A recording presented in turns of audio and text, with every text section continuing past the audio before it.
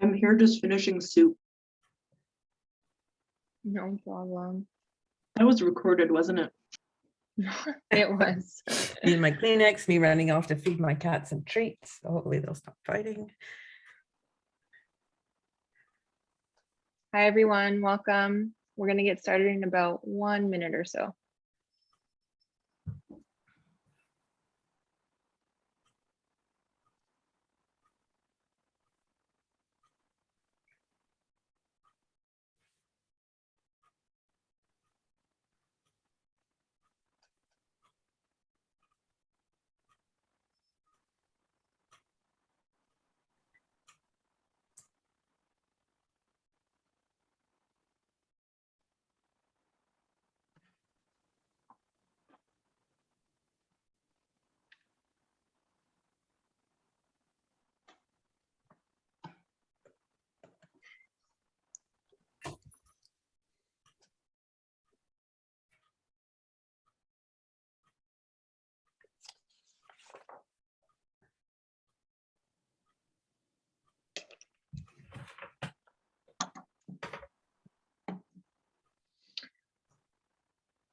I'm gonna have to separate cat.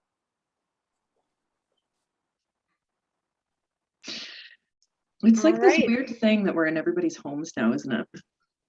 I Kind of know. love it though. Sorry, you were just about to start. Yeah, it's okay. Yeah, I guess we'll get started. It's 6 o'clock. So hello, everyone, and welcome. My name is Stephanie, and I'm part of the Take Me Outside team. We're a nonprofit organization across Canada. And our mission at Take Me Outside is to have students and teachers spend time outdoors as a regular part of their everyday learning. So today I'm joining from Toronto, Ontario, and I'd like to acknowledge that that's part of the Treaty 13 Indigenous territory.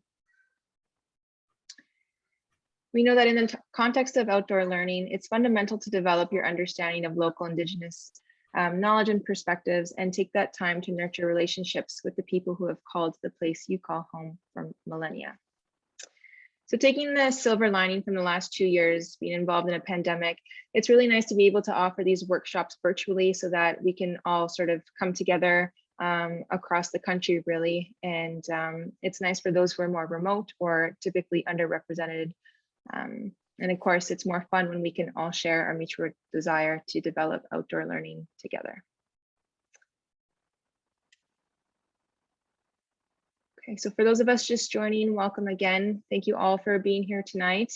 Some Zoom 101 overviews quickly. You're going to be automatically muted and your video will be off, so you don't have to worry about your mic or your video. That's just part of the webinar format for tonight.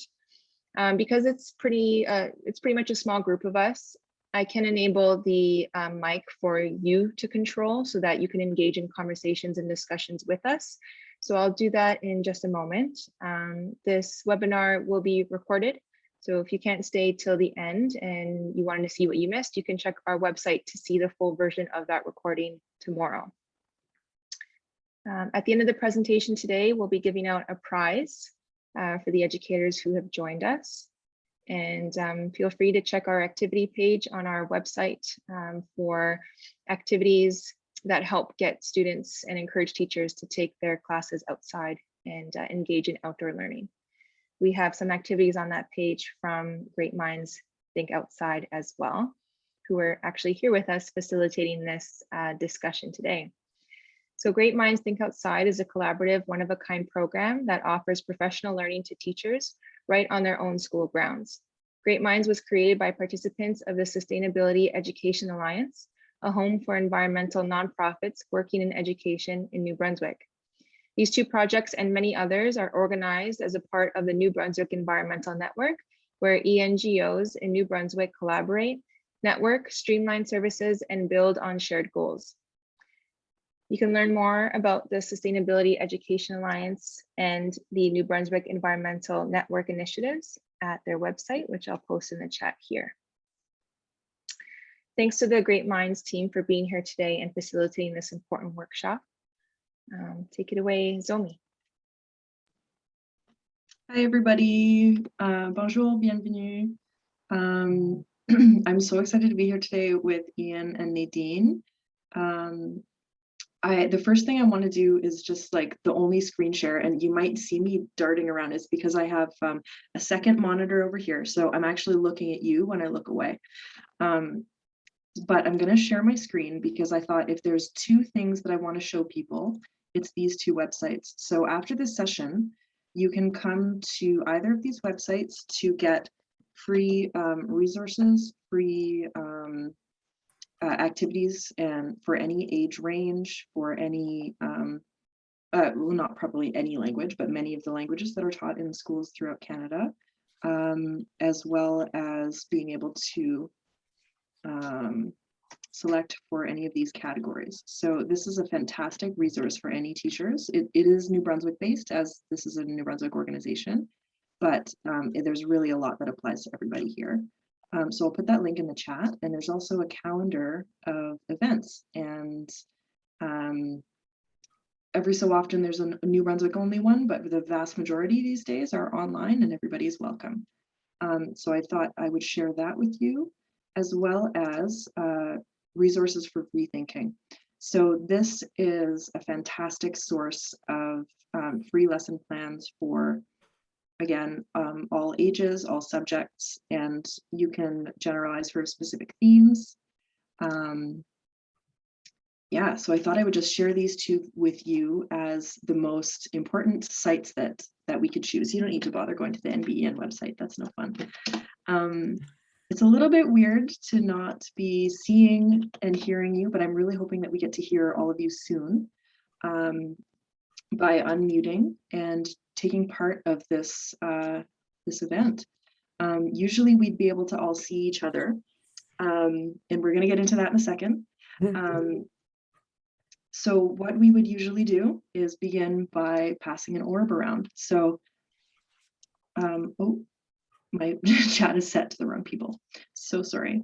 Here's those links again, and you can see them this time. Thank you for helping me Zoom. And this is a really great example of Great Minds Think Outside being fundamentally something that is flexible, a program that you can build to be the best that it can be with your specific class at your specific school. So none of this is a one size fits all. I'm still messing up on the chat. I'll be there in a second. I am multitasking and probably shouldn't be. So without further ado, I'm going to introduce this magical orb. I usually keep it in my pocket. It changes in size sometimes. It's hypoallergenic. It's automatically disinfected anytime you use it. I would love to throw this orb over to, I'm looking at my list. Nope. Who's introducing this? I'll take it. Yeah. Thank you, Nadine, for saving me here. I'm on the wrong page. Great. And I promise that from the rest of it on, I'm going to be super on it. Here you go, Nadine. Thank you. So this little orb just flew all the way across New Brunswick. It's very handy. It's very nice in a circle when you're with a class outside. It's got all those really nice antiviral properties in addition to being very handy and readily available, but it works really well for Zoom webinars. And we'll try sending it across the country and back, see if we can get it, I don't know, maybe we can go from C to C to C. Oh, are we going to introduce ourselves? Where did we have that? Maybe I'll do that now. Again, we're kind of flying by the seat of our pants. My name's Nadine. I'm with the Learning Outside project of the Conservation Council of New Brunswick. So getting teachers and their classes outside is my thing, and learning about nature and doing whatever subject, whatever grade level. If you can do it inside, you can do it outside. So I'll pass it to Ian in a minute. He can introduce himself, but basically I thought I'd start off just by saying that what we're going to do tonight is sort of do kind of a run through of what we would do if we were with you all in a group in person. And it's also how we structure our outdoor activities when we're outside with a group, whether it's a class or another group. So we'll demonstrate some activities that we do. We're going to get you up and moving. We're going to send you outside, which is going to be fun because for those of us on the East Coast and nearby, it's quite dark outside, but it's a full moon tomorrow, so it shouldn't be that dark. So that's going to add another whole layer of excitement to this call. We want to make it participatory, so hopefully you'll be able to raise your hands with that little, we normally use this, but anyway, I'm getting ahead of us. But so basically when we start, I'm gonna just put the orb down for a second. We always start in a circle, and there's a whole bunch of reasons why we like starting with a circle. So maybe we could just, those of us who we can see, or everyone can get up, and I'd like you to raise your elbows. Well, stand up and see if you can raise your elbows. And the trick on Zoom is to get it so that your elbows go from one side of the screen to the other. So then we can pretend that we're actually attached by the elbows. Yeah, this is kind of working. Everybody see that? So if we're attached now by the elbows, and we're all in a big circle, and we're going to pretend we've got Velcro on these elbows so that we're well attached. And on the count of 3, and everybody else who doesn't have their mic muted, I better hear you too. We're going to make a big Velcro sound and pull our elbows apart. So 1, 2, 3. Okay, lovely Zoom. So this is how we start off. Just because we can't see you doesn't mean you shouldn't be standing up and doing these actions. Trust me, it'll be way better. Oh yes, you don't want to, we've all sat through too many long Zoom sessions, so we're going to get up and move around. So circles are really important for a bunch of reasons. I like them because in a circle, everyone can see everybody else. It's very egalitarian. There's no one at the head of the class preaching word, spewing information to everybody else. It's more of a sharing. If you're trying to show a group something, everyone can see in a circle. If you've ever been rushed by a group of kids, and you probably have, no one can see that little whatever it is you're holding when everybody's rushing towards you. And also there's a lot of circles and cycles in nature. So it's a really good place to start setting the stage for your activity, introducing the topic, and so on. So let's just try those Velcro elbows one more time. You can turn off your mute if you want, just so we can hear the Velcro noise. 1, 2, 3. Now, given the COVID times, a lot of times this last 18 months when we've been with groups, we haven't been able to get this close to the group. So our adaptation is to back up a bit and go, oh, my hands disappear. How can I do that? He's getting lost in the woods. Lost in the woods. So if we're like this, if you're 6 feet tall, your wingspan is about the same as the wingspan of a bald eagle. So we use that eagle wingspan. So if you leave just a couple inches between everybody's wingtips, that's a good way to get our physical distance. And again, both with Velcro elbows and with eagle up, you can lead into a whole bunch of cool nature stuff, talking about where Velcro comes from, or eagles and other wingspans. So at this point, I think I'll just pick up my orb and pass it over to Ian out there in Harvey, who can tell us a bit more about wingspans. Ready? My best.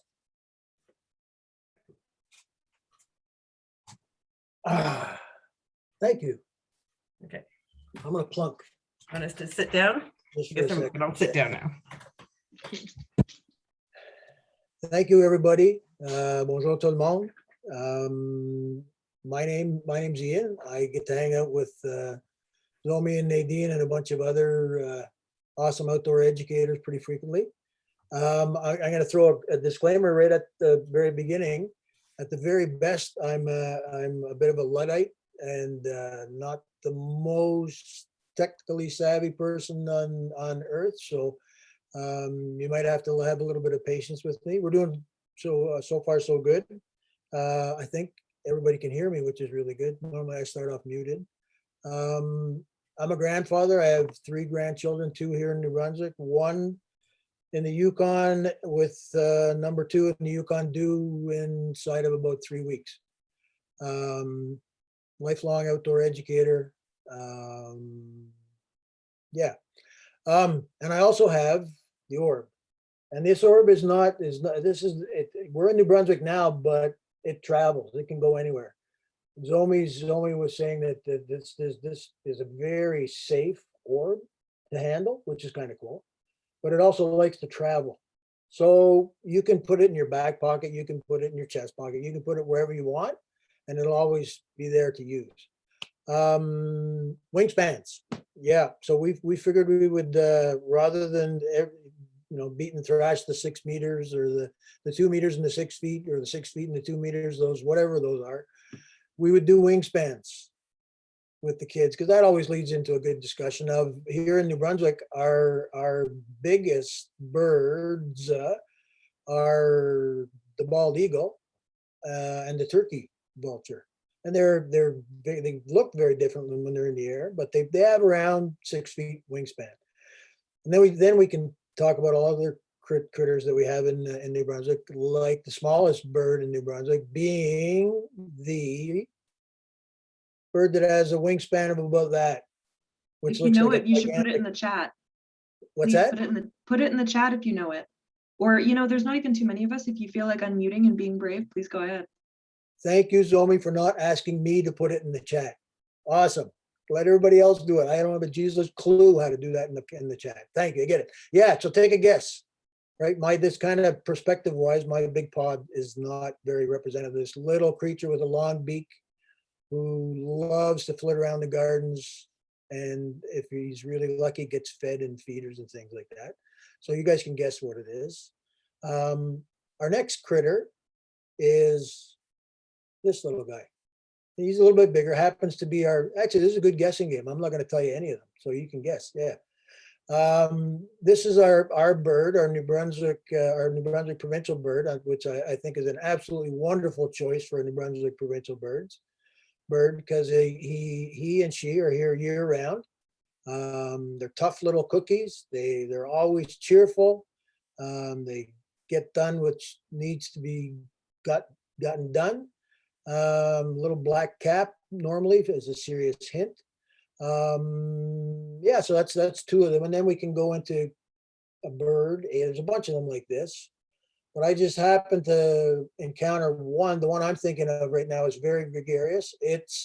This critter lives right across the country and has more names than any other bird, I think. One of which here in New Brunswick, which you West Coasters may not quite get, would be camp robber or gorby. But it changes, right? That's the wingspan of this guy, right? And there are a lot of other birds too. And then we get up and we can monkey around. We get into our bald eagle again, and I'd be very remiss if I'll back up a little bit. So I'm about this big. Okay, if we put 3 of us side by each, that's New Brunswick way of saying one beside the other, side by each. If we got 3 of us side by each, I'm guessing most of you have heard of a pterodactyl. Okay, people don't really know that, but in the wilds of New Brunswick and the highlands of Mount Carleton, our highest peak at 800 meters, Westerners, 800 meters, it's ginormous. We have a population of pterodactyls that thrive. They only come out at night, so you have to, you got to time your visit. But so yeah, so that's wingspans. Okay. So And Ian, which one was this one? Nobody got it in the chat. I'll give you another. The gorby. Nobody got that one. A gorby? No. Yeah, Nobody yeah. got the camp robber. Whiskey Someone Jack. put whiskey jack. I saw Whiskey whiskey jack. So Canada Jay. yeah. There's probably a gazillion more. But our gray jays visited us today for the first time. So it's usually a sign of winter coming. Anyways, I'm not going to yak too much longer because I have a propensity to do that, and Nadine will yank, give me the big shepherd's crook. So, but I just want to show you the segue. So we've greeted our kids. We've bought them Velcro elbows. Everything we do is circles. We're gonna reinforce circles with webbing, with stories, with however we can throughout our entire time together. We led into the COVID bit, so a segue to the other parts of safety protocol. We've done our distance. We could ask a question like, okay, so we know we've had turkey buzzards, we have bald eagles, and there's another critter who's similar to the bald eagle, but who's masked. And his or her wings are at a little bit of a different angle. And these are the true fishers in French. They're called balbuzards, right? And most of us would know them as ospreys, but they have a mask. So what other creatures have masks that we know of? There's one creature in New Brunswick who, if everybody puts their hands up and touch your thumb to your little fingers, and then go up the scale and down the scale. Keep doing that as I talk. I'll try and do the same thing, which is hard. I'm not much of a multitasker, but this creature can do this particularly. This is the important with the thumbs. Only creature besides us two-leggeds that can do this. Any guesses? He could be a little bit of a bandit too, he or she. And one of their favorite things to do is to eat freshwater clams. Okay. So I'm guessing everybody figured out it was a raccoon. I'm pretty sure we have raccoons right across the country. So what they do is when they eat their freshwater clams with their opposable thumb and fingers and everything else, right? So they're washing up before they have a meal. And this is something that we changed because this leads right into our groundwork piece, which we call the full value behavior contract, which comes from places like Project Adventure and Outward Bound and things like that. But we've adapted it a little bit, which Zoe mentioned earlier, is key to all the programming that we deliver. We really try and just create a skeleton and then allow folks to take it back to their venue, to their class, to their, to make it their own. So we're washing our hands. And we're going to call, this is our first part of our full value behavior contract. We're going to call this, we're all going to agree to play safe as we proceed through our 2-hour virtual session or our virtual session outdoors or whatever. So, okay, so everybody's good. We're all going to do a right thumbs up and we'll get back to this. This is just to say we're good. Okay, everyone's cool with that. So we're going to play safe.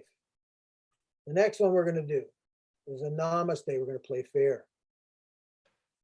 Right? So we might actually have to take turns here. Okay, everybody's cool with that? Anybody know who the big green guy is on the Avengers? I'm sure he's made his way out to Vaughan and out to where are you, Stephanie? I know you're in BC, but I'm pretty sure he's made his way out there by time. In the Kootenays. Oh yeah, he's 100%. That's either him or Sasquatch that's out in the Kootenays. Right? So we're gonna play hard. 1, 2, 3. Whoa! There's no better place to play, period, than outdoors, right? And so we're gonna get our hearts and our lungs going and all the rest of that. So Hulk, that's the action for playing hard. Probably the most important of all of them is this one. We're going to respect ourselves, each other, and Mother Nature. Everybody's cool with that? So we're all signing on. This is a contract. Awesome. And the last one is we're going to have some fun. Okay, so we're going to have fun. And just as an instant recap, we're going to go back afterwards and we're going to have fun. We're going to respect. We're going to Hulk it out. Whoa, we're going to play fair and we're going to play safe. Is that right? Everybody good? I hope this is working virtually, and I think we're off to with pterodactyls. We talked about full value behavior contract. I think you owe Nadine a ball. Do I? Hold it, wait. Thank you. Coming at you, Nadine. Okay. Sideways. Ho. Oh, okay, got it. Okay, so put that down for a sec. So what we do is we start in a circle. We do some warm-up games, some introduction games. We don't have a lot of time, and I realize we're running a bit late already. Maybe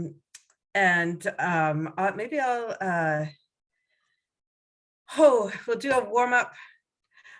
I'll stick to our script, guys. Awesome. Awesome. This is so unusual in the midst of time. So one of the things we do is a warm-up game to get everybody moving. So we'll do that now. Again, warm-up games we generally do in the beginning. But this is something that, especially if you're outside in colder weather, certainly in the winter, we go out year round. It's really a good idea to keep a close eye on your group. And if anyone's starting to feel cold, the way to make them feel better is to get up and active. So, okay, everybody, even if I can't see you, I expect you to follow along and just go ahead and let loose, because what we are going to do now is we are going to participate in the Rough Grouse Olympics. Now, we have the Rough Grouse in New Brunswick. Je le note du pays is le nom en français. It's often called a partridge here, but as a biologist, that kind of rattles my chain a little bit. So rough grouse are really cool. So we're going to stand up. I hope to hear a lot of chairs scraping as people stand up. You better be doing this at home, or honestly, you're going to be cold on the next part. I'm just warning you. That's right. You might want to try this out outside in a little while. Okay, so we're rough grouse. Rough grouse are really cool birds. They look like chickens. Like if you come home and you think there's a chicken in your tree, unless you actually have chickens or your neighbors do, it could well be a rough grouse up there getting whatever crab apples or little berries are on your tree. So they have really cool feathers, and when the males are trying to show off and attract the ladies, they ruffle their tail feathers. So I want to see lots of tail feathers ruffling.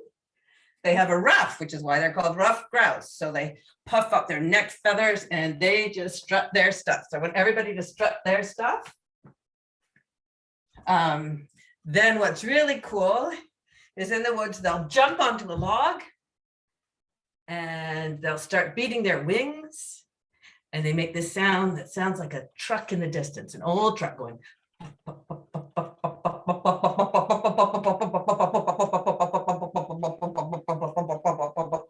can't hear you, but anyway, I'm assuming you're making all the noise. And it's really cool because kids love this. That is not actually a vocalization. They're making the sound by trapping air under their wings. So as I like to tell the kids, it's kind of like armpit farts.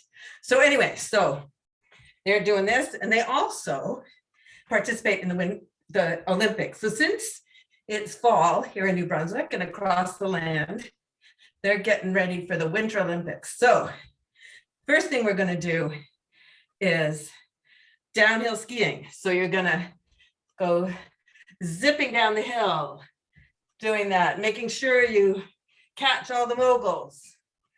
We're going to do some cross-country skiing, ski du fond. Now, this rough grouse personal favorite, we're going to do the bobsled. So you know how this goes. You've got to run, jump onto the sled. Now you're going down the hill. You lean right, you lean left, put on the brakes, down the straightaway, and a big swoosh at the end. Okay, you feeling a bit warmer? I am. So we'll stop there to get on to the next thing. Anyway, there's lots of fun warm-up games out there. Use them generously. I think we're now just going to say a few words about the importance of teaching outside. So I'm going to toss this oar back to Ian. Ready? I am. Thank you. I'll put them back in my pocket again. Just a quick segue on to my first one of the evening. Nadine, we was talking about warm-ups, and warm-ups are a key bit of a progression. So there's actually some theory to activity linkages and sequences and programming and things like that.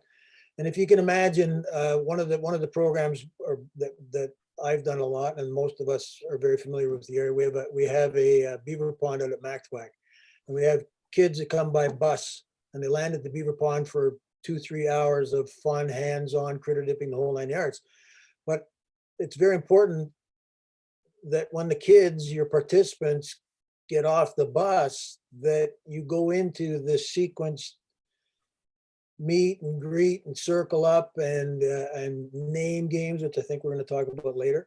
But it's based on a bell curve, okay? And that's about as far as I go scientifically. I've got a phys ed recreation degree, so I get the bell curve, la cloche en français. So if we're going after we've landed, we're going up the slope. And that up slope is, the first bit of it is high energy. And that links to Joseph Cornell and the experiential ed cycle, and all sorts of folks have been doing this for a long time. And the idea is to engage folks, to catch their interest, and to actually get them moving at high energy, as we've mentioned. So that's where we are now, and we'll keep referring to that over the course of the our presentation. As far as the outdoor ed part, yeah, I jump on my soapbox. I think now more than ever, it's important for all of us, adults, elders, experienced folks, to take the time to welcome and introduce the younger folk, particularly the little ones, to the outdoors. Rachel Carson has a great quote about an elder and a child going outdoors, out to nature. She doesn't specify the venue, but you can pick. And how the child sees the outdoors through the adult's eyes, and how the adult sees the outdoors through the child's eyes. A lot of times the kids get a bit of grief for not getting outdoors and spending too much time doing this, but I think it really it's the elders' responsibility to welcome and introduce. Okay, off the soapbox. Outdoor education, outdoor learning, experiential learning. There's no better place to learn, period. There's nothing that you can do indoors that you can't out. And with a caring, empathetic, engaging, genuine facilitator, leader, all four quadrants of mental, physical, spiritual, and emotional can be shared through activities, games, reflection, which is what we try to do. So yeah, that's where we're at. We're all advocates, and we really need to bang that advocate gong long and hard now to get our kids out. So hopefully that made sense. And I think I'm back to Nadine. I'm not 100% sure where we are in this, but that's, even if we were outdoors, that's, I'll pull in my senior disclaimer again. I'm 65, so I get to have these moments. So back to Nadine, and if you need to pass it back to me, pass it back to me. Okay. Oh. Okay. Thank you, Ian. Yeah, there's so many things that are good about getting kids and people of all ages outside for learning. It's the perfect environment for learning. So just to add additionally, other benefits of taking your classes outside are their physical well-being. And this is one of my soapboxes. I won't go into it, but we are actually hindering our kids' normal development as human beings. They don't have the strength in their hands. They don't have the proprioception that kids used to, because they're not out there, running through the woods and climbing trees. Like, kids today are more nearsighted, and that's just because their focal length is not. And it's really obvious. I've had so many teachers tell me when they take their kids on the school's nature trail that's a bit bumpy, that they can tell which kids have never walked on uneven ground before. This is kindergarten kids who don't know how to handle the fact that there's a root in the trail in front of them. It's serious. So that's something that's really critical. They need to learn how to use their bodies. I say the best way to find out how far you can jump is to try and jump across a little stream and not quite make it, right? Like, that's how you learn. And the other thing is, yes, it's important to get younger kids outside, but middle school and high school students, they are really struggling, and I'm sure some of you know more firsthand than I do, as I'm not a classroom teacher, but mental health issues are really crippling a lot of our young people, and being outside is a good place. It's both sort of a preventative and a cure or a remedy at some point. And it's easy to take little kids outside. It gets more complicated with teaching schedules and so on. And here I've heard from high school students in New Brunswick that often in middle school, they're the ones who get off the bus in the morning. They're in the school all day. They're not allowed off campus at lunch. They get back on the bus and go home, and they don't have any outdoor time. The little kids have recess. The high school kids are allowed off campus at lunch, even if that just means going down to the local fast food joint or the smoker's corner or whatever. But they all need to be outside. And of course, as you probably know, eco-anxiety is really high. And the best way one of the best ways to do that in terms of, in addition to taking action, is to go out and hug a tree, literally, as well as in every other way. So whatever age you teach or work with, I'd say you can't underestimate how good it is. And there's a whole bunch of learners who actually learn better outside. So I'll get off my soapbox really quickly and pass the orb to Zoe. He has a few more benefits to share on that. So whoops, there we go. That was such a deep lob, Nadine. Okay, I'm bad at getting my hand in the camera here. Fantastic. So I want to know if you are already taking your students outside. So please write in the chat. We'd love to hear from you. We've already talked a little bit too much, and I want to not talk anymore. But I'm getting the feeling from the chat that a lot of you are already getting your students outside. So I'm sure that you know the benefits, and any search will show you all of them, bury you in them. So we don't need to preach to the choir. I know that some people in certain subjects have trouble making the links at first, but those websites that I showed earlier are really great resources to get inspiration or even just ready-made activities for free. So please access those and reach out to people who have the answers. I can even put my email in the chat at the end if you want more referrals. So we actually have a few videos that we can show, because it's harder to show the high intensity, high octane games just in this format. So we have a couple videos of them that are really short. We're going to talk over them, and please keep asking questions and participating in the chat, because that's awesome. That really helps us. So remembering the bell curve here. So when you first bring your students out, they're going to be like, whoa, this is recess, and run all around, and they're completely out of control, and that's obviously not going to help very much. And for a first time teacher who's getting students outside, that can be really overwhelming. So circle up, do the Velcro elbows or the eagle up, get everybody in a circle. You have that formation, get some really energetic stuff so that they can then focus on the hard curriculum and the hard learning. So the first activity that I'm going to show you is called Owls and Crows.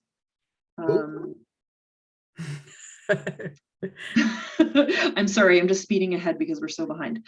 I hope that's okay. And we can, I'll get Ian and Nadine to add in more comments as we're playing these videos and talking more about flow learning and high energy games, because they are very important, and to just give you some more ideas. And just want to make sure that we actually do get you outside during the session, because it is, I think, really critical that we're not just staring at a screen the whole time.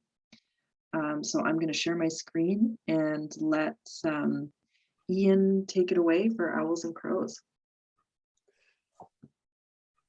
So you probably heard Nadine and I doing the who bit. That's just our shtick. Whenever you do Owls and Crows, it's always good to have a few of those things in your back pocket. Owls and crows traditionally here in New Brunswick, I don't know what it's like out in the Kootenays, but they're not buddies, right? They're at opposite ends of the solar lunar spectrum. So what this game is really good for is reviewing concepts. And as in most games, the video is key. And if we were, hopefully someday we'll be able to do all this in person, but to actually demonstrate the game is the greatest way to learn it. So me yakking or reading about the game is not terrific, but we're going to stumble through it anyways. So it's as I mentioned, it's a way of reviewing concepts. It's a true or false game. you'll see once the video gets up and going. We divide the team into two. And there's all sorts of cool ways of dividing your team as well, as apart from numbering your kids off 1 and 2. We could do Gorbies and chickadees, whatever. So we've divided our gang into two. We run a piece of webbing. We could take and we haven't really talked about webbing yet, but typically what we do is we have a ginormous piece of climbing webbing, which we make our circle with. We can collapse it for this exercise, make it as a center line, like in hockey. And we set the two lines up parallel to that center line, facing each other, about 1 yard apart. And the facilitator or facilitators are at either end. And we usually have a funky chart that has owls on one side and crows on the other, and true and false. So for the exercise of this, or for this exercise, we'll say owls are true, like that little green guy, and the crows are false. So what Nadine is doing here, she's holding up her very highly computerized sign, which costs a gazillion dollars, which it's no different in BC. None of us interpreters have any money, right? So what she's doing is she's saying something like, we're going to give an example. The sky is blue, which is true. So for this instance, the owls are the true guys. They're going to chase the crows. And at either end, you can see the pylons are an arbitrary distance. The idea is to reach safe haven behind your pylons before your opposing gang of owls or crows, your flock or your parliament, tags you appropriately, right? And that's always a good piece to have in there on the shoulders. Yeah, and so it goes back and forth, back and forth, back and forth. But the sky is blue is a very obvious one, but we could have been talking about ecology or habitat or all sorts of funky things, all those big words that aren't for big people, they're important for little kids as well. So it's back and forth, it's active, it's fun. There's a processing chunk to it, which we've adapted, and teachers have actually rather than a facilitator saying go, the teachers will give a time for each team to process. Okay, this is true, this is false, this is that, and then fire away. But it's a great game. It's one of the winners, and it can definitely be adapted to venues or grade levels or however you want. So that's owls and crows, I think. And not so much a nutshell, but a long-winded something or other. And I have the other one now working and debugged. Sorry about the delay there. The name game. Okay. You want to take a stab at this, Nadine? Okay, here we go. That name, I got you. I'm sorry, I was muted. Do you want to? I can stumble through it if you want, but it's up to you. Okay, go ahead. You were the one who taught it to me, so. Okay, so what we're doing is this is going super fast. That was a really wintry day here. Anyways, so we set our boundaries with the circle, with our webbing. And what the facilitator is doing in this instance is pointing out an animal, which could be a moose, could be a bear, could be any animal that you want. And it always involves 3 people in the circumference of the circle, like those 3 right there. And I'm thinking if we watch this one, the facilitator points to the moose. Moose's antlers are up, and the people on either side are stomping their legs because it's rutting season. There we go. So that's a serious moose right there. You can do it for all sorts of languages. We do it with our First Nations here in New Brunswick, and we do it in French as well. But any language, and it's fun, interactive. You come up with 3 or 4 different critters, or the group does, and you'll learn a new name, and you get to have fun. So the idea is the facilitator starts it off. Somebody makes a boo-boo, he or she gets to come into the middle, when with the help of the facilitator, direct traffic to create the animals. That's Beth Johnston in the middle there. She's one of our, just a shameless plug for Great Minds Think Outside. We have just about as an eclectic group of facilitators that you'd ever get: French, English, First Nation, tall, you name it. We've got it, and we've got a great bunch of people who are very passionate about sharing the outdoors with everybody and anybody and having fun. So that's that. Okay. Do you have the framing nature pictures? For some reason with It's this mode, the screen share is not- being really wonky for me. So I wonder if we could just Okay. talk a little bit about the framing nature, because Sure. we're a little bit behind. Yes, sure. So I happen to have brought mine with me.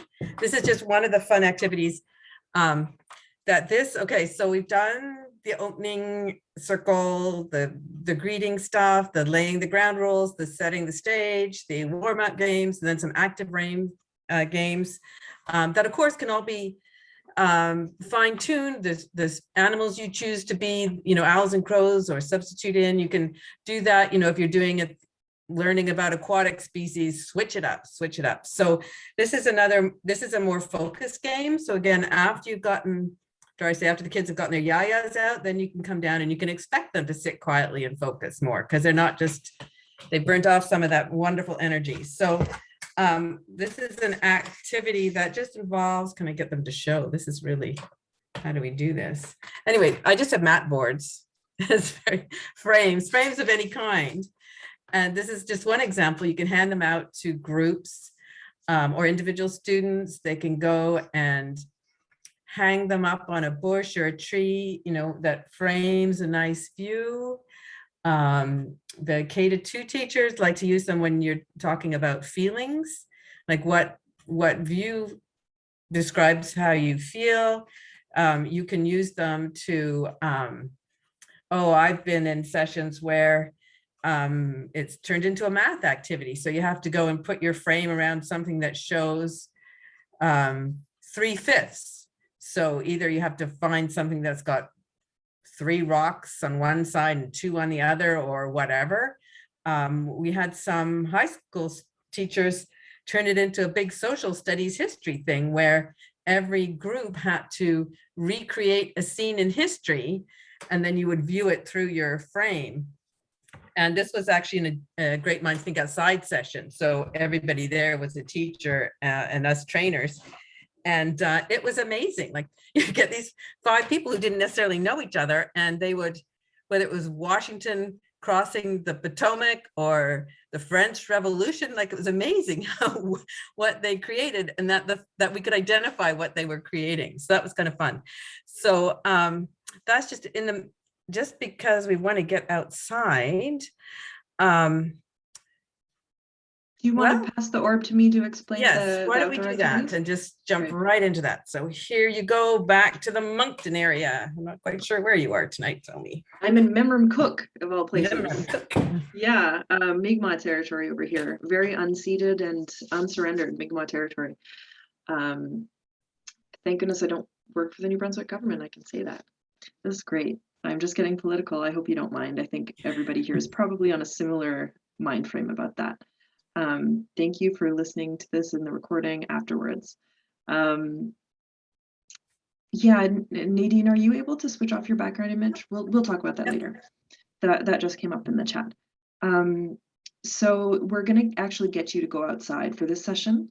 I know from the bottom of my heart, I know that all of you have been standing up and participating with all of the actions already. So I know that you're going to be so ready to be going outside. And thank you for participating in the chat the way that you have. It makes it a lot easier to be doing this online. So now that we've gotten through some of the high octane games, oh yeah, there's the frame. Thank you so much, Nadine. So now that we've gone through some of the high octane games, we're going to be looking at some focused activities in the bell curve, which are, you're going to actually go outside and do these wherever you are. So some of you are going to be in the city, some of you are not. And then I hope we can come back and have just a verbal discussion about it. So the first activity that you're going to do is called Fistful of Sounds. we can actually do that right here to practice. So no, we can't because we can't see you.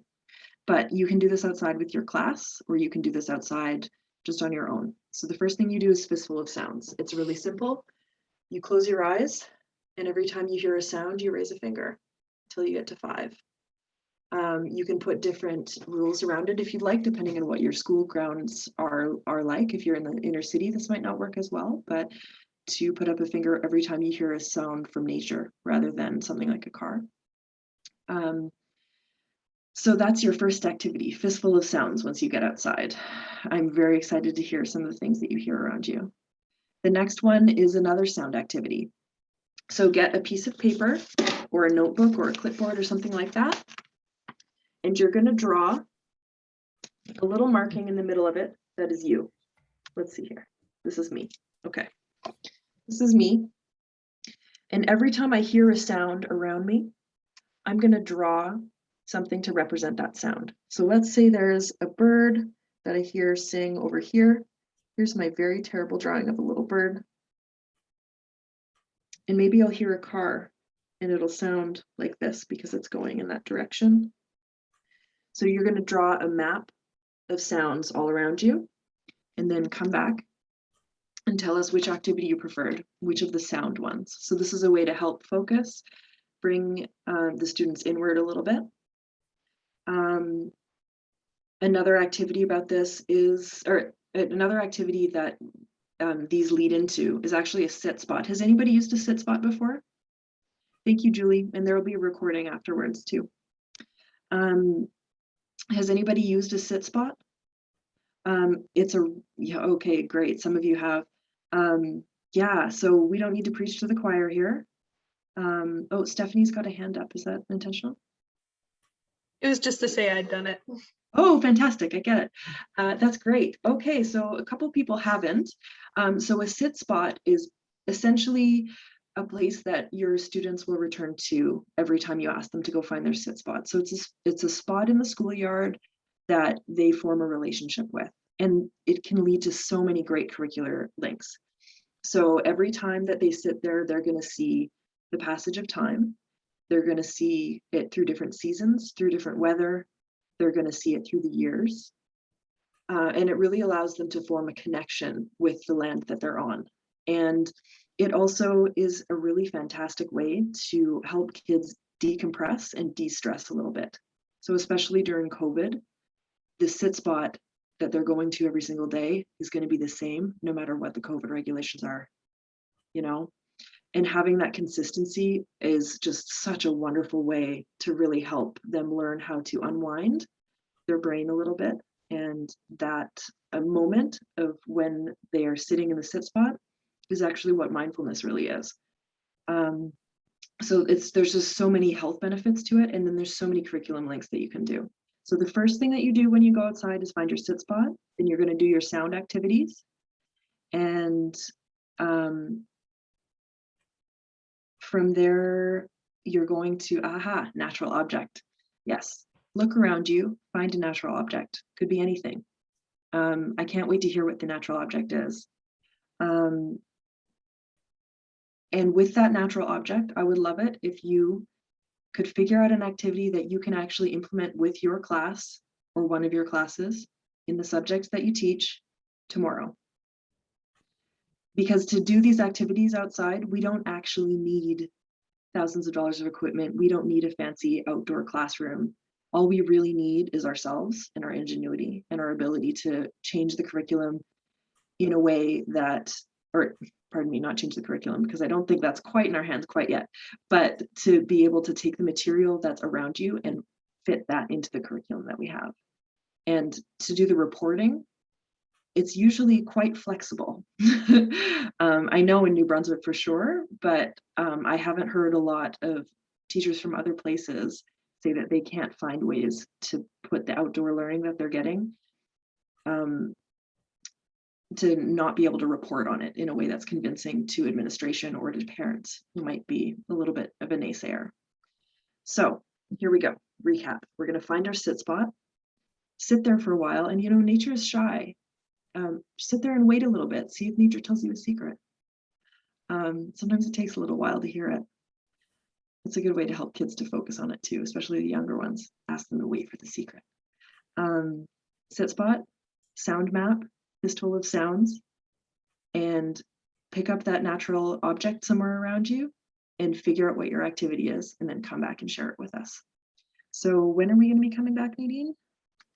If everyone could be back at your screen by 8:25 Atlantic time, so in half an hour. So that should give you time to do whatever you need to do, grab a glass of water or something and get outside and then get back. Does that sound good? Doable? Yes, I hope. And you can leave your computer on too if you'd like. We're just going to be here. Actually, Zomi, can I add something real quick? You should actually take your nature computer with you when you go out. And some of you are kind of looking, I can see you with blank looks. Everybody do this really quick. This is your nature computer. This is the classic mode. This is widescreen. This is Jumbotron. This is selfie stick. This is digital camera. Okay. So when you're out there in your sit spot, take your digital camera. It's got panoramic on it, right? Make sure you press the right button. Take a really good digital camera look at everything that's around you and come back, burn it on your memory stick, right? And get ready to plug it in when you return. Don't forget that computer. We don't go anywhere without computers, right? Awesome. Okay, so We'll we're see you good. soon. Any questions, or are we good to go? And we'll just raise your hand quickly if you've got a question, and if not, we'll just see everybody in half an hour, 30 minutes.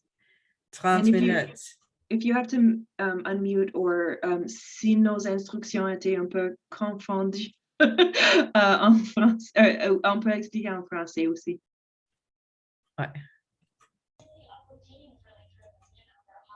C'est correct? Looks like they're gone. I don't know. Maybe they're going to sit here and watch us on our break. Okay. See you in 30. Dans 30 minutes. Okay.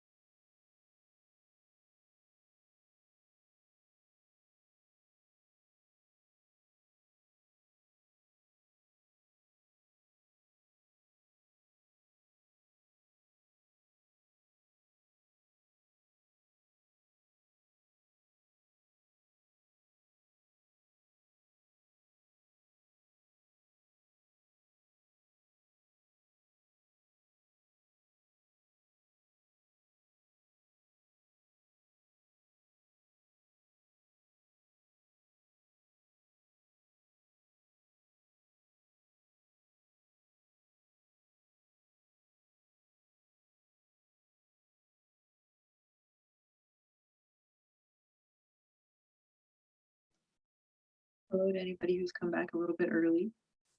I'd love to hear about some of the stuff that you have. Oh, look, you can see my dog in the background. This is fun. You're just like in my house.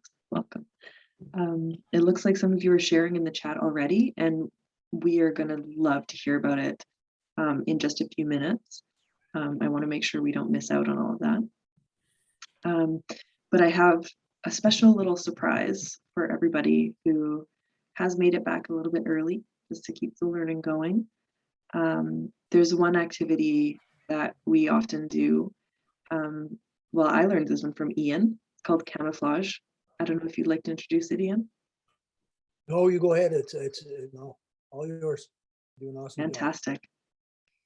I mean, this is a really cool activity, and it's hard to believe how effective and profound it is for the person, for the facilitator, until you see it actually happen. So in this activity called camouflage, you would hopefully, oh, I don't know if I can do a poll or not. I mean, that's okay. There's a recording and this is just going to be between us, but it sounds like there's at least a handful of people from the back. So we can just come slowly back into this, this new state of being of us having just come back from the outdoors and being back together again. So with camouflage, after the kids have had some good time to run around, hopefully in a wooded area is where it works best, but it basically anywhere except for a totally flat open field, you can make this activity work. So you tell everybody that you're going to count to 30 and you're going to turn around. And when you turn back, everybody has to be in a hiding spot where they can still see you, but hopefully you can't see them. And then it's, you know, it's kind of like hide and seek, except the person that's seeking is just standing still in one place. So this is a really cool activity. I'm going to share my screen for this video. It's about a 30-second video. And for the first 28 seconds of it, it's just completely still. Because this is from the perspective of if you're the facilitator and everybody's hiding. So when I share my screen, see if you can count how many different people you can see. Camouflage countdown, oh awesome. Madame Pryor, Madame Pryor, great. We're complètement Pryor. over here. Oh, Pryor, pants on fire. There I am. I can't wait for you to explain your activity to everybody too. It sounded fantastic. Okay, so let's do this camouflage countdown and see how many people you can pick out in the 30 seconds and see if you would have lost. All right, I'm going to share my screen and then that'll be the perfect time for us to continue on with some sharing. Everybody see that okay?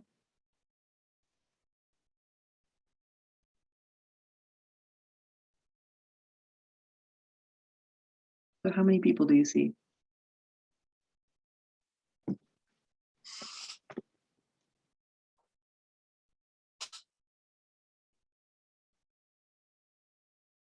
Here we go, just about done now.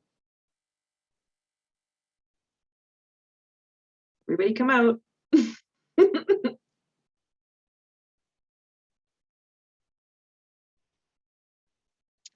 I love that one.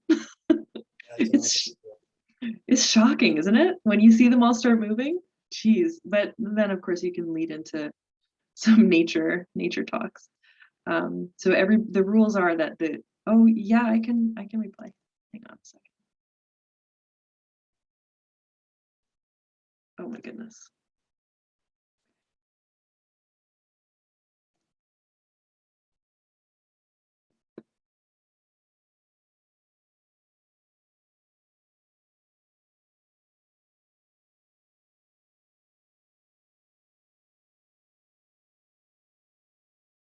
About 5 seconds left.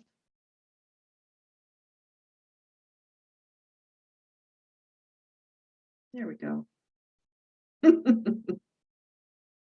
I can't watch this video without having a chuckle. It's just so cool. Great. So let's see here. So I'm just kind of being all spacey and coming back in from the focused activities.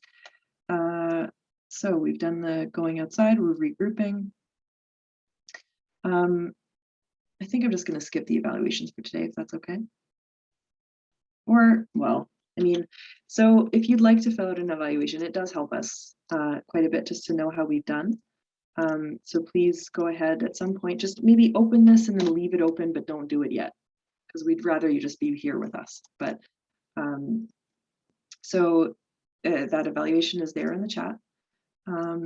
Just let us know what you thought of all these activities. So Nadine, I'm going to actually pass this orb over to you. Okie doke. And we do have a number of people in the chat already sharing and excited to share verbally. So I'm really stoked. Awesome. And I was going to say, I just wanted to say that the evaluation, they are important if you can take the time for two reasons. One, we do read them and we do learn from them and improve what we do. And especially since we're pretty new to this whole doing it over Zoom or some other virtual platform, it's really helpful to know what works and what doesn't. And also it's really good. We get funding from various sources, and the funders genuinely want to know what we're doing and that their money is going to useful purposes. So it's they're usually very excited to see what people say about the program. So it gives information that's very useful to us, but it's also very useful to our funders and helps us get funding to keep this going. And we sure want to keep on doing this because we love it. So I guess what we'll do is, I hope everybody had a nice time outside. I really enjoyed reading what you put in the comments.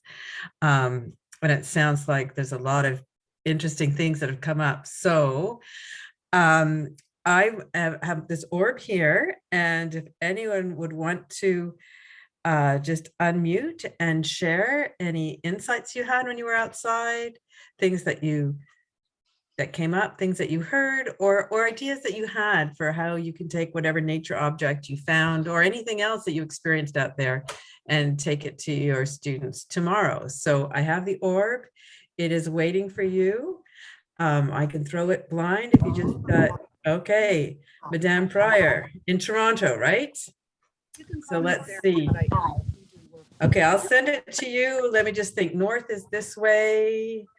Okay, I hope it won't miss. It's like, okay, north. So let's see, New Brunswick. I guess you're basically west. So it's going to be a long lob. So here you go. Whoa. Okay, I have it. And yes, it's. Oh my Zoom is goodness. weird. Okay, take Zoom it is so away. weird. Yeah, here I go. So I live in Toronto. It's dark.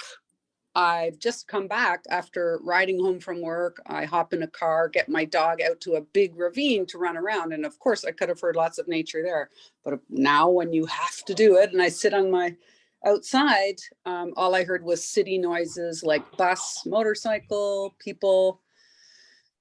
What else did I write? I forget. And nothing very good, really. I was like, boy, I better go work harder at this and find a different sit spot farther from the street.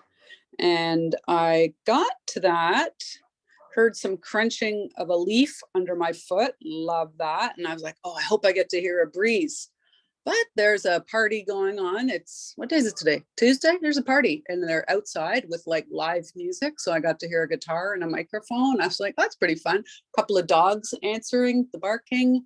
But finally I got the secret and I got to hear the breeze beautifully making sound in the leaves.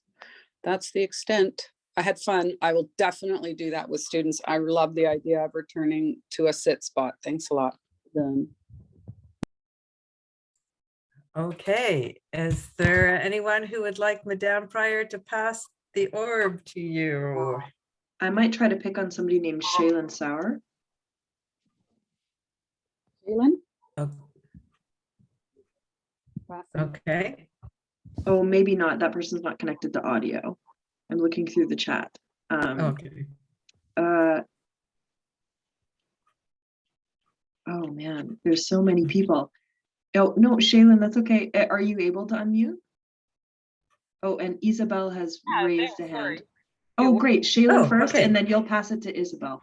yeah, and I'm downtown in a city as well, so just same kind of experience. A lot of city noises. My kids are here with me, so I got to sit in a circle with them, and we kind of did the grounding exercises that you had recommended, and it was cool just watching their little fingers whenever they heard a sound. So just kind of imagining doing that with students as well. But yeah, my children are definitely my best teachers. I'm a homeschool teacher, so just a little bit of a different. I teach home learners, so it was great. Cool. Thank you for sharing. Who else would go? Isabel, Clermont in Ottawa, Gatineau? Yes, I actually teach in Ottawa, but I live on the Quebec side. So Uh-huh. I'm at home. And so I went outside, I live in the country, and I heard water, dogs barking, ATV, someone fixing something with a hammer. I think there's construction garage being built. And I heard someone with an axe. I guess splitting wood. So I had a variety of country and kind of city sounds. What I found was I have tinnitus, so I always have a buzzing sound in my ears. So it was really hard to hear sounds. So I thought of maybe some students who would have that challenge or another kind of challenge that I would have to, I don't know, maybe modify for, or anyway, just at least take that under consideration. That they would probably hear less. Good point. Yeah, we can learn so much from our students and Yes. ourselves when things like that. And of course, we just chose that sounds because we tend to be very visual in our teaching and in a lot of us in our learning. So it's really nice to look at the other senses, but you could do something similar with touch, right? Like just feeling for textures, as long as you're in a place where there's not poison ivy or other things that might not be good to explore with your hands. Good idea. Yeah, it was fun. Yeah. Thank you. Okay, so Isabel, would you like to pass it to, who wants to? Leanne. Leanne. Okay, so from Gatineau to, where is Leanne? Well, Leanne will have to tell us, I think. Yes, that's what I'm waiting for. Are you there, Leanne? I can see Leanne's unmuted, but no sound seems to be coming through. Okay. So I assumed she was ready for the orb. Anybody else would like to get the orb? Oh, okay. Thanks, Leanne. Who else can I pick on who is sharing the chat? I want to see how far the orb can go. Yeah, no kidding, right? Oh, it looks like Leanne's sound still isn't working. That's too bad. So we heard from them. Who else here? Oh, there's so much good stuff in the chat. Caroline Cotiton. Sure, I'll accept the orb. Okay. I'm accepting the orb out here in Kamloops, BC. So you've made it across the country. Well done.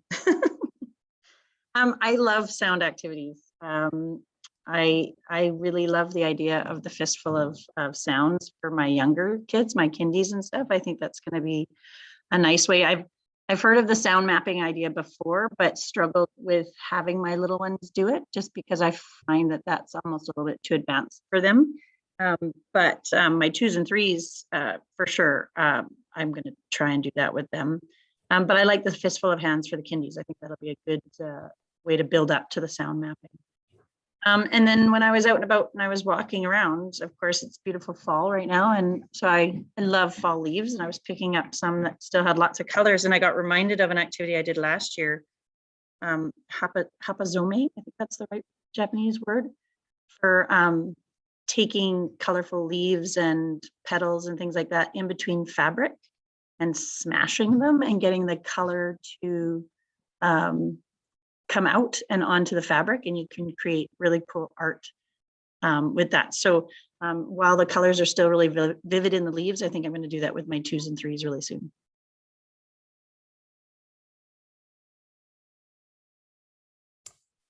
Awesome. That sounds like a lot of fun. We've had a lot of rain here the last few days, which has brought down a lot of the leaves, but there's still a lot up in the trees. But now we've got that beautiful orange and yellow and red carpet in a lot of places. That'd be great for gathering leaves. So Can I share mine? yes. So I actually went outside. Oh yeah, would you like to put that leaf idea? Could you spell that out in the chat for people? That would be great. There's a question in the chat there for you. Thank you for sharing. So I picked out this hydrangea flower, and I thought of a couple activities. One of them could even just be having students each try to pick a flower of their own. I was thinking like high level math for some reason tonight. So they could each try to pick a flower of their own. This one would have their work cut out for them, but to count something on them, either the amount of petals on average, if it was something like this, or if it's a whole bunch of different types of flowers, then to count like the different heads or the different leaves on them, and whatever the activity is that makes sense, and then to either graph them or to start doing some calculations with percentages of what types of flowers have what. Yeah, estimating would be really cool too. Oh, I love this chat. Hapazomi. Okay, yeah, cool. Thank you for putting that in the chat too. The chat is exploding. Love it. And then another one I was thinking of, a longer term one, especially if you have a school garden or something like that, like a pollinator garden, to have students sit and watch and actually just do population counts of pollinators in different zones. So if there's a pollinator garden over here and a vegetable garden over there and a tree over here and grass over there, how many pollinators do they see in a certain amount of time? And to be able to come back once a week and do that with different weather and graph their results and maybe make some hypotheses about why. So that was my 2 activities. Is there anybody else who would like to share before we move on to the next portion?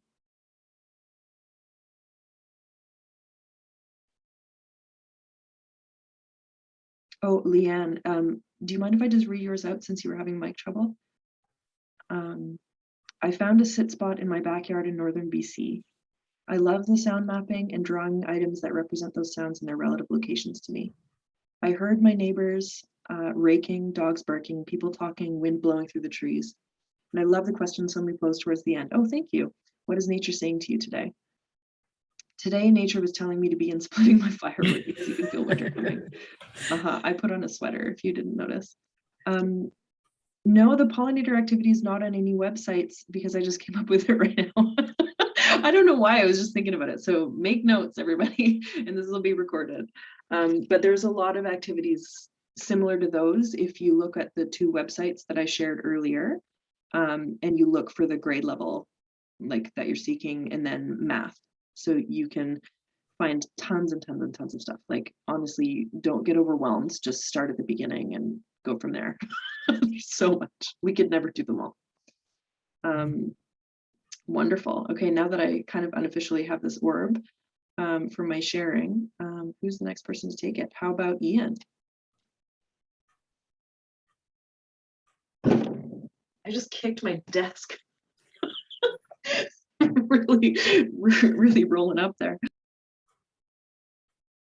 Okay, you're muted, Ian.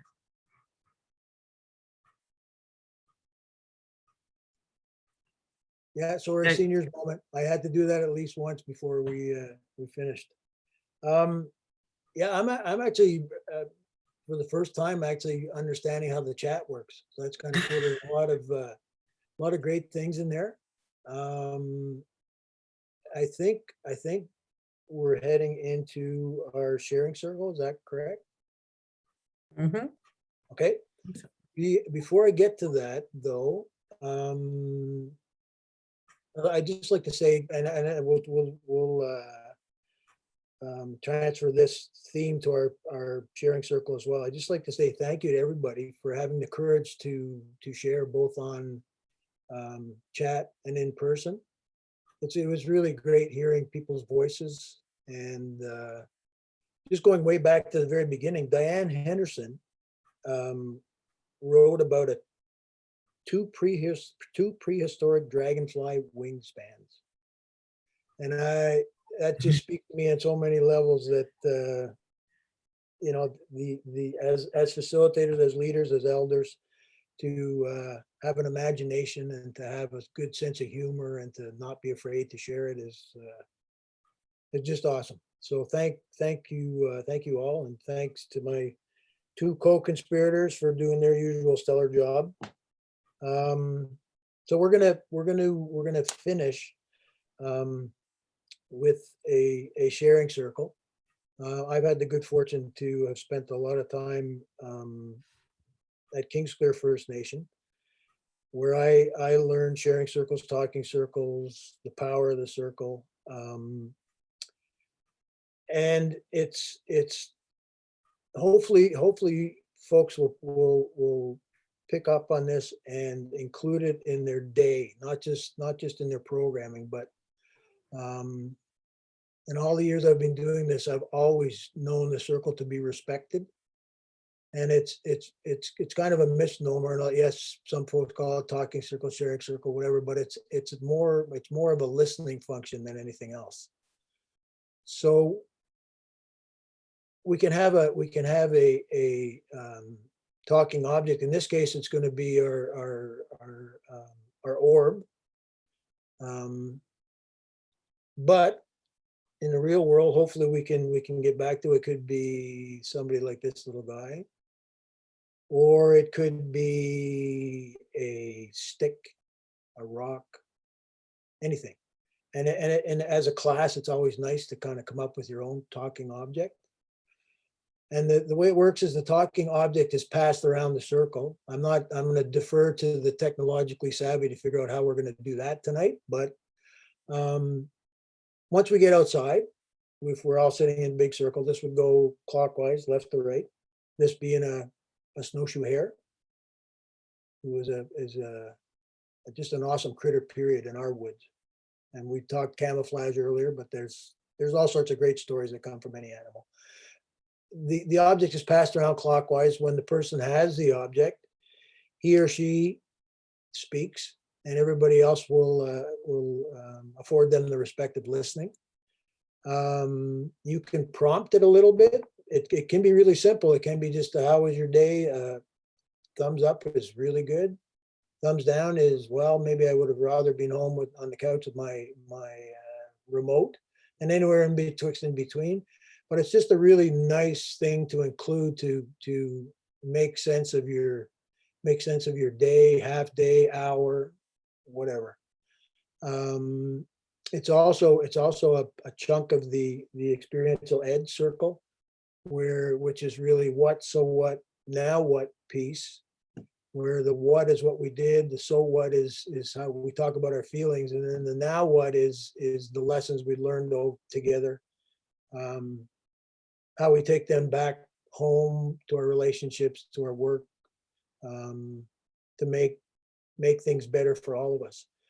So yeah, having said that, why don't we close with, we'll do it popcorn style, I think, unless Zomi and Nadine can come up with I have an idea, yeah.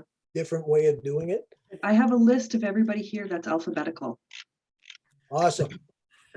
So we can start with the panelists because it's easy to see us, and then the attendees. I can Okay. just say the first name or the name of the how they appear, and you can either be ready with your unmute or just type in the chat. What do you think, Ian? Maybe 2 words about what the session was like today for them? Well, I was thinking to keep along with our thankfulness. So something that you're thankful in nature. Something you're thankful that nature shares with us. And here in New Brunswick, we can say thank you in a whole bunch of different ways. Like thank you, like merci, waliwan, walalan. So yeah, let's try Zomi's sequence. And just say thank you for something that you feel nature is kind enough to share with us. Short and sweet, I guess. But so we're going to start with us. So alphabetically, I'm guessing I just got a phys ed degree, but I have to go, right? All right, I'll Sure. start. Well, we talked about it earlier. The gray jay, the whiskey jack, the camp robber, the smoke bird, the Canada jay.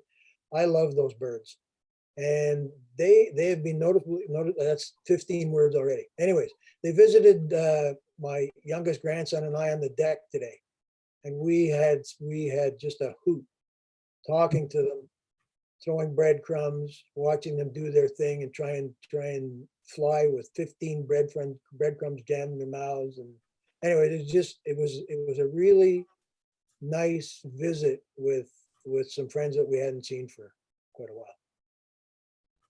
And I forgot to say, when we're done, it's always nice to say all my relations, which just is a way of respecting all the creatures that have gone before us and all the creatures yet to come.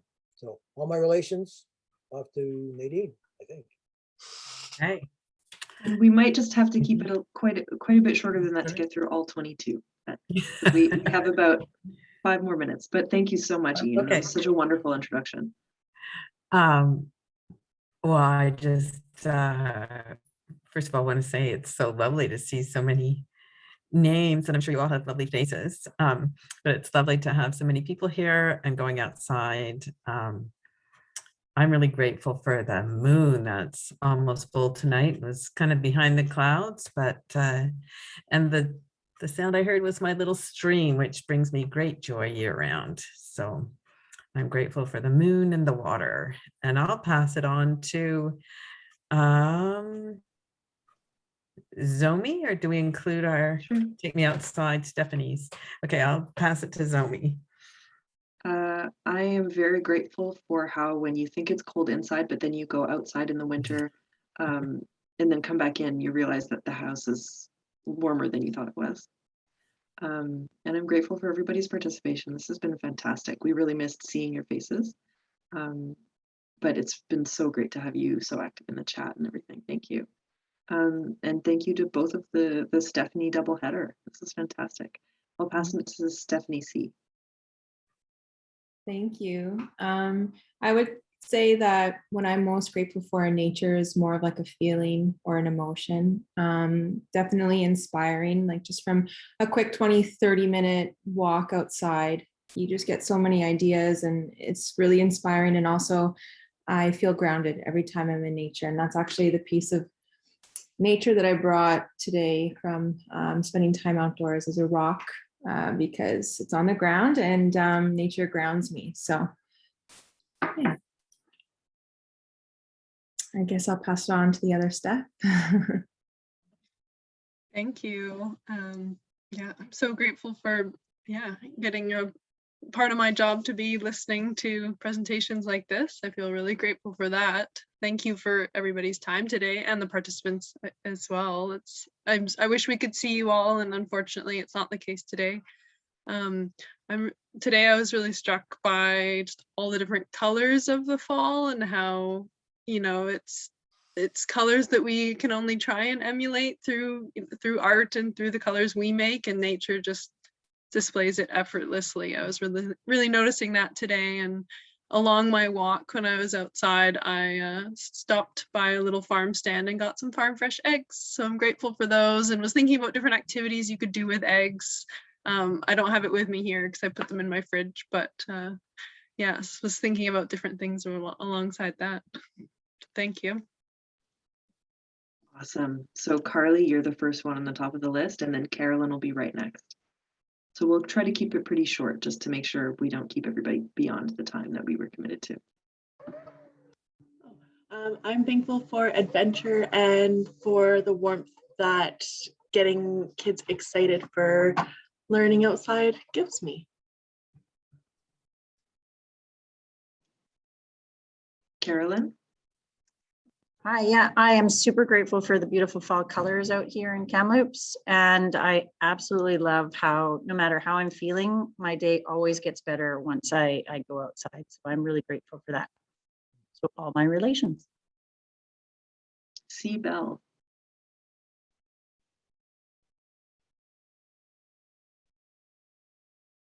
I think I noticed you put something in the chat. Great ideas, nature ever present and free to us. Seagulls were squawking tonight, said to have fun tomorrow. Awesome. So Charlotte and then Diane.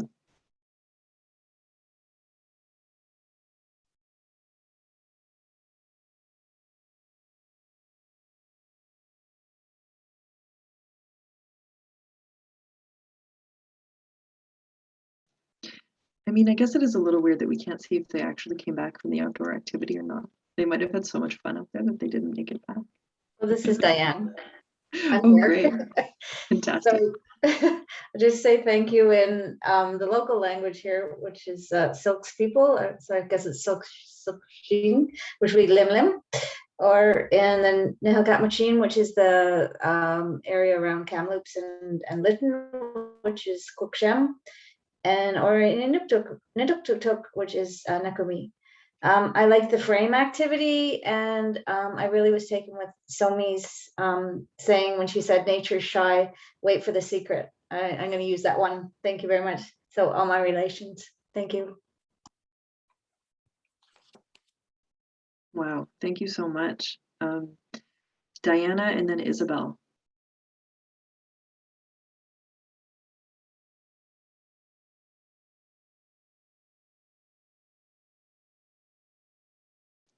And while we're waiting for the unmute of Diana and Isabel, Leanne says in the chat, thankful for finding a nice sit spot in my backyard and taking time to practice mindfulness. Lucy Cho, meaning thank you in the Tsekene language from Kwadacha First Nation. I hope I'm pronouncing that right.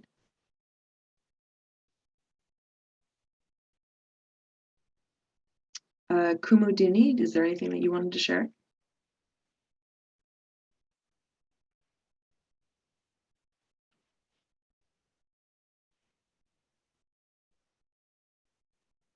Ooh.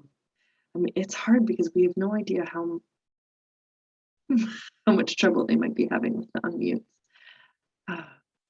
Okay, I'm going to share a few more from the chat. And Maritza or Megan, if you're able to unmute and speak verbally, that would be great too. So we had Lily say, thank you so much for this. I have to bow out of the circle and just wanted to say that I'm thankful for the sun. I appreciate you. Awesome. Thank you. Hi, this is Maritza. I just want to say thank you so much for the wonderful ideas and actually the sense of wonder, especially during the cold weather, which is really hard for me to go outside, but I think that this has changed my mind, my ideas. And I'm very thankful for the wonderful and amazing clouds and colors early in the mornings here in Calgary. That is so exciting to hear.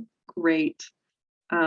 As my great grandmother would say, there's no such thing as bad weather, just inappropriate clothing. Isabel Clermont, I'd love to give you the floor. Yes, hi. Well, first of all, thank you very much. This was great. So I'm thankful for the walk that I have, that I'm able to do in the woods that bring me calmness. And also 2 days in a row, the way that the sun was coming down on the field when I was driving back home, it was magical. It was sunny, magical. It was beautiful. I stopped to take a picture, so I'm thankful, very thankful for that. Wonderful. Megan? Hi, yes, I'm very thankful for the beautiful fall colors and the sunshine the last few days here in Nelson, British Columbia, and also for sunsets. I've seen some beautiful sunsets recently. And I want to say thank you for this webinar. Unfortunately, I could only sign in really late, so I'm hoping that some of the activities will be emailed out. But thank you, everyone. Appreciate it. Madame Pryor, would you share with us again? And Diana says, I'm grateful for how nature makes me feel, calms me down. And Hello, slows my hello. racing I mind." am outside next Great. door to a, what is that? It's called like, I'm next to a hockey arena because I'm about to go for some mindful swimming. Pardon the noise. But what I wanted to say that I'm thankful for is all the weather. We've all heard about groundedness and connected. That's something that I like to pay attention to and sort of take head on as a challenge every day. And there was another one. Oh yeah, I'm about to go swimming. It's mindfulness for me. It's not the same as swimming in a lake, but I'm very thankful for lakes and water in general. Thank you so much for today. Loved it. Thanks. Awesome. We've only got 3 people left, Roxanne, Teresa, and L. Taylor Taruska. So if any of you are able to unmute, please go ahead or put in the chat.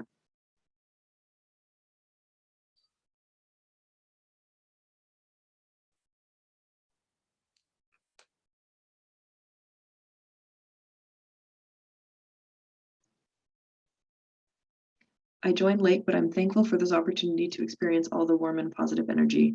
I'm thankful for the reliable sun that rises every day and the breath and the fresh running water from the close by mountains. Absolutely. Well, we're just about at the end and I need to send the orb back to the Stephanies. But I'll just say, Msit Nogma, thank you so much, all my relations. It's been fantastic being with you here today. Merci beaucoup, tout le monde. Lead one, everybody. That was awesome.